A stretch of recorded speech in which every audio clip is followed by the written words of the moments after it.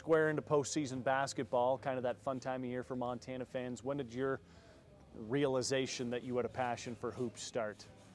Boy, really young age. Don't know exactly how old I was, but basketball obviously has meant a lot to me and been a huge part of my life. So I would say at a very young age, develop a passion for playing basketball. And obviously looking back, my high school playing days had a lot of fond memories there, and college playing days playing at Montana Western, and then starting my coaching career at Beaver Head County High School.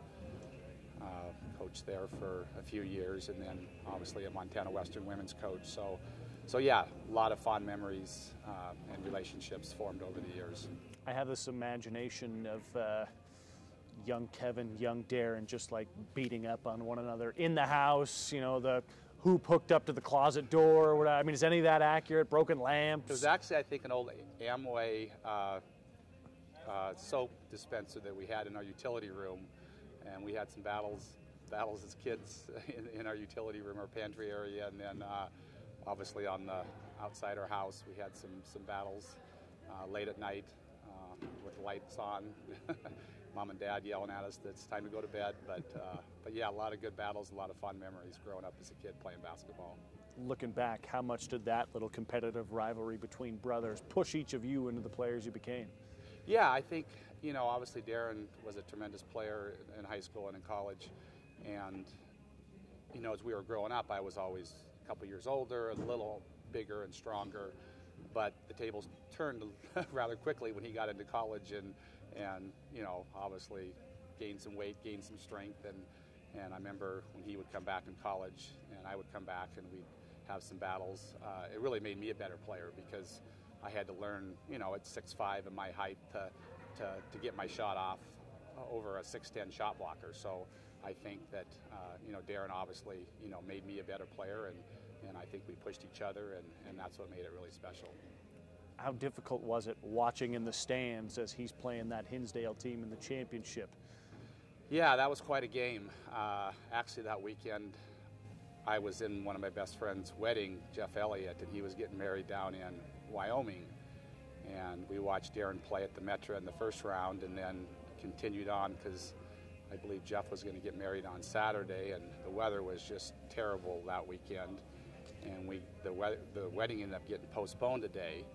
So we were in Wyoming, not quite to where Jeff was getting married, and obviously Geraldine had won the semifinal game, and I was traveling with the other Mark Durham and some other members of the wedding party, and my brother now was playing the state championship. So I asked Jeff, I said, can I borrow your car to run back to Billings? And so I drove back to Billings, and the roads weren't too bad coming to Billings, but then obviously watching the triple overtime game was, you know, a tough loss to swallow, and then had to get up the next morning. I didn't sleep at all and drive. I remember leaving Billings at like 5 in the morning, and it was emergency travel only, and I'm thinking, I just hope that these roads get better, and I end up making it. But so I still remember that weekend very vividly. Shows how much hoops is a passion, I think, and priority in the family. Montana Western, when you think back to the playing days there, what kind of stands out the most? Yeah, the 88-89 team that went to Kansas City and knocked off the #1 team in the nation, Grand Canyon.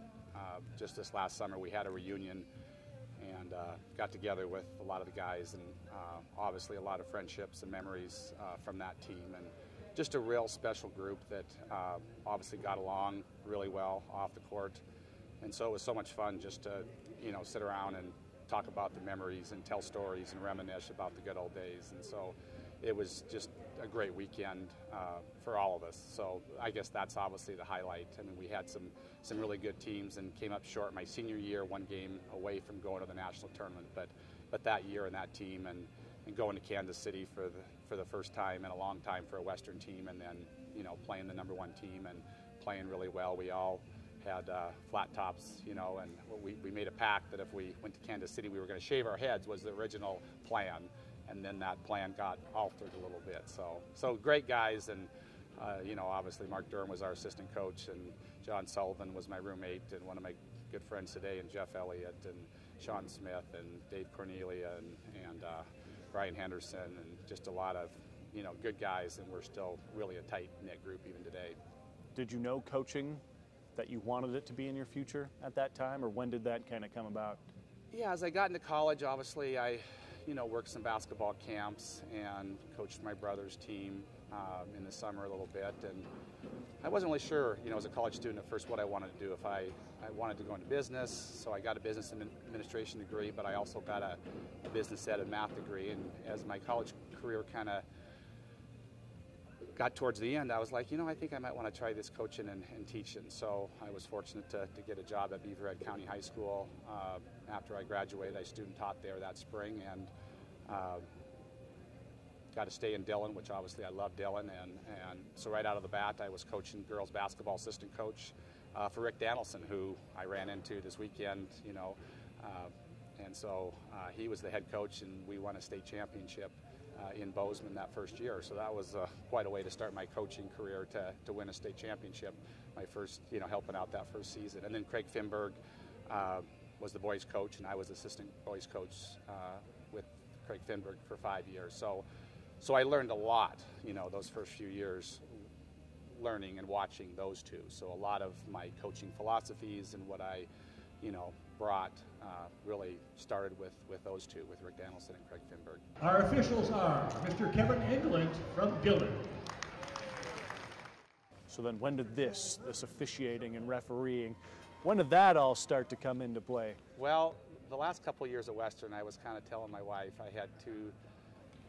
Roxanne and I met in 2001 and got married in 2003, and so she moved to Dillon with the kids, and then we had our son Kyler, and so I was, busy coaching, and I'd kind of been thinking about it for a year or two, and my wife was like, "Are you sure you're ready to step down from coaching?" And I said, "Yeah, I think I want to teach full time," and refereeing, I'd done a little bit here and there at tournaments and camps, and I think, being on the coaching side of it, it was something that I, really enjoyed and thought I could, with a lot of work, could be relatively good at. So when I stepped down from coaching in 2009, I was like, I'm gonna jump into refereeing. So this is now my 10th year refereeing basketball. So if I had to put you on the spot for the most memorable game, whether it be a state championship game or just a regular season, quadruple overtime, whatever, what's that one game that you'll always remember so far in these 10 years? Refereeing? Officiating, yeah. Boy, that's a tough question, because the tournaments I really enjoy. I mean, coming to work these tournaments and obviously the passion for the fans and the players and the coaches, and getting to, meet the other referees from around the state. My first year as a refereeing tournaments, I remember I refereed the district championship, the divisional championship, and the state championship in Missoula. So first tournament and being able to ref the state championship, and that was a few years ago when Gardner won. So that would probably be it. But a lot of highlights and a lot of fond memories and relationships that I've developed over these 10 years of officiating. Official of the year for girls basketball. How do they tell you about something like that, first of all, and what was kind of your reaction? Well, I was obviously very humbled and very surprised. I'd actually got a Facebook message notification from John Carr, who's also an official in the Missoula pool, and he had posted it, and so I immediately texted him and said, "Where did you see this?" He said, "Well, the official word that came out from the MHSA, a newsletter," and I'd actually gotten the email, I just was in class and had a chance to read it, so I was like, "Really?" And so I opened it up and saw my name as official of the year, so I was like, wow, that's quite an honor, and like I said, there's a lot of great officials in the state, a lot who I've learned a lot from over the years, so very humbling, and was definitely caught by surprise by that.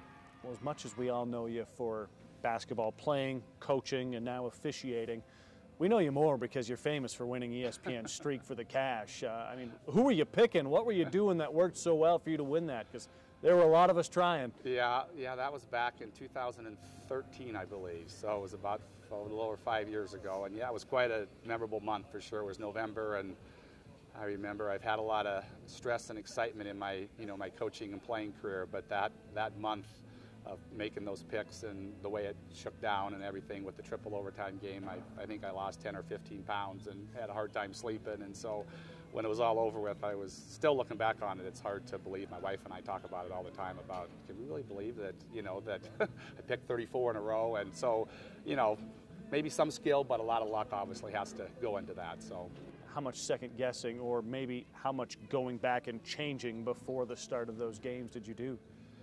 Not much. You know, I did some research. I'd look at the games, and the good thing is, you know, once I took the lead, you know, everybody was kind of chasing me, and a lot of people thought I was foolish for continuing to make picks when I was in the lead. And I was like, you know, I didn't get to where I was by just being tentative and being scared. So I'd look at the games, and if there was a pick that I liked, you know, I would go with it. And so I didn't do much of that once I made the pick. You know, I just let it ride and hopefully would live to see another day. And obviously at the very end when I picked, and there were several people chasing me in the game that I lost on, there was 4 or 5 other people that also lost on that game. So it wasn't a bad thing, and that left one person who was still within reach. And then he picked Alabama to beat Drexel, and Drexel won in triple overtime. Playing off that few weeks, I think we should take you to Vegas for March Madness, if that's all right.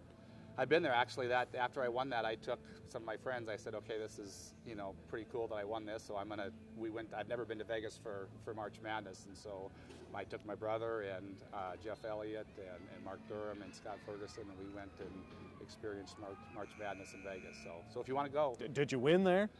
I don't think I won. I don't think. Now that we don't want to take you.